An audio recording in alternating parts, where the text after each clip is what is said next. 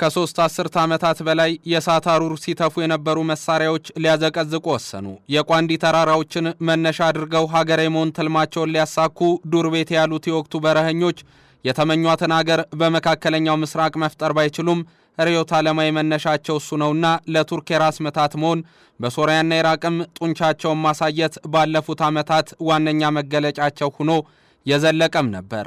አሁን ግን እጅ ሊሰጡ ዘንድ ተገደዱ። በ1971 አንካራ በታሪክ መዝገብ የተጻፈውን ወታደራዊ መፈንቅለ መንግስት ባስተናገደች ጊዜ አያሌ ከግራ ዘመም ሕይወት የተቀዱና የደቡብ አሜሪካ የሽምቅ ተዋጊዎችን ጀብድ የያዙ ተማሪዎች ከተማ በመውጣት የሱሌማን ዲምራል መንግስትን ይንጡት ገቡ።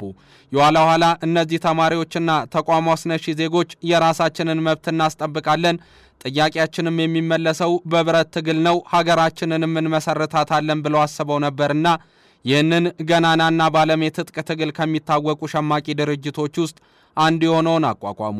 አሜሪካ ቀለብ የምትሰፍርላቸው በጦር አቅምም የምታጠናክራቸው ናትና ሽብርተኛ ብላ ልትፈርጃቸው ያልሆነላት የአንካራው ቤተ መንግስት ተቀማጭ ሬሲፕ ጣይብ ኤርዶዋን ስለ ድርጅቱ ሲያስቡ እንቅልፍ አይተኙም፣ ምግብ ከግሮሯቸው አይወርድምና ሰርክ ከተርክዬ ምድር ሊያጠፏቸው የሚያሳድዷቸው በሶሪያና ኢራቅም የነዳጅ ሀብት እነሱ ባሉበት አካባቢ የበዛ ነውና አቅማቸውን በአገራቱ አጠናክረው እንዲቀጥሉ እንደረዳቸው የሚነገርላቸው ኩርዶች ከዓመታት ሀገር ለመሆን ከተደረገ ትግልና የዱር ገደል ኑሮ በኋላ ከቱርኮች ጋር አማልዱም ብለው መከሰታቸው ብዙዎችን ያነጋገረ ሆኗል። ልክ እንደ አንድ ወቅት የአይሁድ ህዝቦች እንደ ጨው ዘር ተበትነው በየሀገራቱ የሚገኙት ኩርዶች ከኤርዶዋን ጋር ሰላም ለመፍጠር ማለማቸው ምንን ይዞላቸው የሚመጣ ይሆን?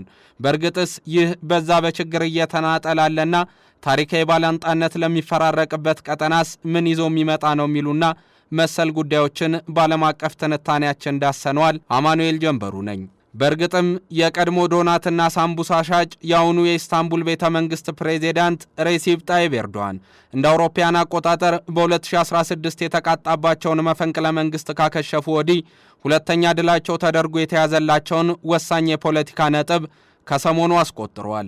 የ71 ዓመቱ የዕድሜ ባለጸጋው ሰው በከተማ የሚነሳባቸው ተቃውሞ ቢበረታም ሞደቃቸውን የሚመኙላቸው በዙሪያቸው ቢያሰፈስፉም እሳቸው መላበጃቸው እንዳለ የት ምን ማድረግ እንደሚችሉ ያውቃሉና የአገራቸው ታሪካዊ ጠላት በእሳቸውም አፍ ሽብርተኛ ተብሎ የሚጠራው የኩርድ ሰራተኛ ፓርቲ ወይም ፒኪኬን በማንበርከክ ጦርነት በቃኝ እንዲል አድርገውታል። በኢንዶኔዥያ ከነበረው የታማል እንቅስቃሴ፣ በሰሜን አይርላንድ ራስን ከእንግሊዝ የመነጠል ሲንፊን ተቃውሞ፣ በናይጄሪያ ደም አፋሳሽ ከነበረው የባያፍራ ሪፐብሊክን የመመስረት ውጥንና በዓለም የመገንጠል ታሪክ የነጻ አገርነትን የመመስረት ጅማሮዎች ውስጥ የመጀመሪያው ደረጃ የሚይዘው የኩርዶች እንቅስቃሴ እንደ ቀደሙት ሁሉ የረጅም መንገድ ጉዞውን ያሰበውን ሳያደርግለት እጅን መስጠት ዕጣ ፋንታው ሆኖ ተጠናቋል። ለኩርዶች ቅርብ ለሽምቅ ድርጅቱ ማፍ እንደሆነ የሚነገርለት የፋራት ዜና ኤጀንሲ ሰኞ ማለዳ ባለቆቹ እንዲነገር የታዘዘውን መርዶ ለመላው ዓለም አስተላለፈ። በወጣው ዜናም ዓለም ደነገጠ። እንዴትስ ሊሆን ይችላል አለ። ግን በእርግጥም ይህ ይሆን ዘንድ ግድ ነበርና ለ3 አስርት ዓመታት የኢስታንቡል ውብ ጎዳናዎችን በደም ያጠበው የገበያ አዳራሾችን ወደ ፍርስራሽነት የቀየረው የኩርድ ሰራተኛ ፓርቲ ወይም ፒኪኬ ሩጫውን መጨረሱን ከጫካ ከተማ መምረጡንም በልሳኑ አሰማ። በእርግጥም ይህን ዜና የሰሙ ታዛቢዎች መጀመሪያ ለራሳቸው እንዲህ ሲሉ መጠየቅን የመረጡ ይመስላል። እሱም በቀጣይ የመካከለኛው ምስራቅ የኃይል ሚዛን ሰላም የሚመነጭበት ወይስ በግጭት አዙሪቱ ነው የሚዘልቅ ነው የሚሆነው የሚል። ይህ የታጣቂ ቡድኑ የዓመታት ትግል መቆም እንደ ኢራቅና ሶሪያ ያሉ በግጭት ስለሚታመሱ ሀገራት መፍትሄ ይዞ ይመጣል የሚሉ አስተያየት ሰጪዎች ላለፉት 20 ዓመታት በወይን የሚገኘውና የድርጅቱ ሳምባ የሆነው አብዲላይ ኦክላን መሳሪያችሁን አዘግዝቁ፣ ትግላችሁንም አቁሙ ሲል ያቀረበው አማራጭ በእርግጥም ታሪካዊ ነው ብለውታል። የታጣቂ ቡድኑ አባላት ይህን የኦክላንን አማራጭ የሰላም ሐሳብ መቀበላቸውን የሚገልጸው የአልጀዚራ ዘገባ ደግሞ ለዓመታት የተደረገው ትግል ወጥ የሆነ ዓላማ ቢኖረውም ያቀዳቸውን ከማሳካት አንጻር ክፍተት ነበረበት ይልና ይህ ደግሞ ተራዛሚ የድርጅቱ ትግል በአሜሪካና በአንዳንድ ምዕራባውያን ሀገራት ጭምር ቢደገፍም በአባላቱ ዘንድ መሰላቸትን እንደፈጠረ ሰፋ አድርጎ ባወጣው አተታ አስነብቧል። ሌሎች ደግሞ ምንም እንኳን ኩርዶች ከእንቅስቃሴው ተራዛሚነት አንጻር የሚጠበቅባቸውን እያደረጉ ባይሆንም አሁንም ያለው የቀጠናው ሁኔታ የእነሱን አቅም ማፈርጠም የሚችል ነበር የሚል መከራከሪያን ያነሳሉ።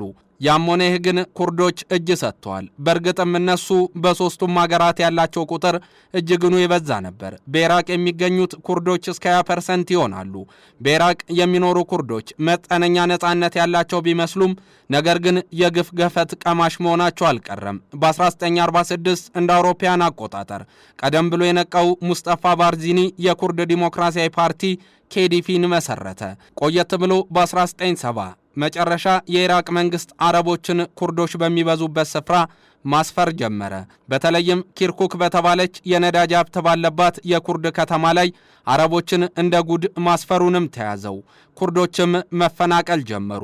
ይህ የአርባናይዜሽን ፖሊሲ በ1980ዎቹ እየተቀጣጠለ መጥቶም ኩርዶችን ለጭፍጨፋ እንዳጋለጣቸው የሚነገር ሐቅ ነው።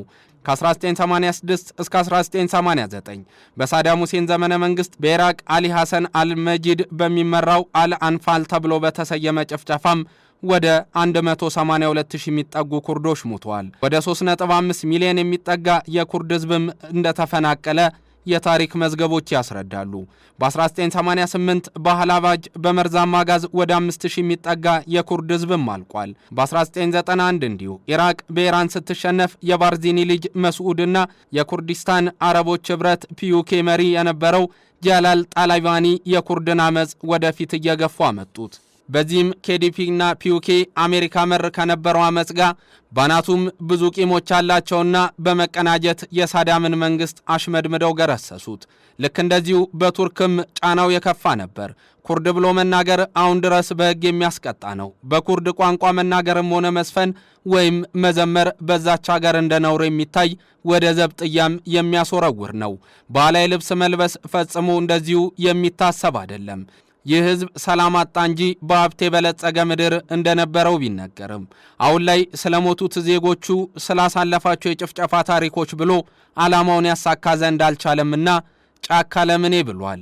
ኩርዶች ምቹ የአየር ንብረት ያለባቸው ቦታዎች ሲኖራቸው በተራራና በወንዝ የተከበቡ ናቸው ቢባሉም አሁን ግን ይሄ አያስፈልገንም፣ ሰላም ይበዛብናል፣ ሰላምም ይጠቅመናል ብለው ወደዛ ማማተረን የፈለጉ ሆኗል። የሳዳም ሁሴንን አምባገነናዊ ስርዓት በማስወገድ እጅጉድ የምድር ሀብትን በመያዝ የሚታወቁት በመካከለኛው ምስራቅ የዲሞግራፊ ታሪክ አራተኛ የአካባቢው ነባር ህዝብ እንደሆኑ የሚነገርላቸው የሜሶፖታሚያ የስልጣኔ በርና ብዙ የሚባልላቸው ኩርዶች የናፈቋትን ኩርዲስታንን በካርታ ሳያዩ ሀገር መሆን እንደናፈቃቸው ሀገር አጥተው እየተሰደዱ እነሆ ከዓመታት በኋላ የፖለቲካ ረፍታቸው ተሰምቷል። ይህ በእርግጥም በአንደኛው ክፍለ ዘመን ዓለም ይመዘግበዋል ተብሎ የሚጠበቅ አንደኛውና ዋነኛው የምድራችን ሀቅ መሆኑ የሚጠበቅም ማይካድም ነው።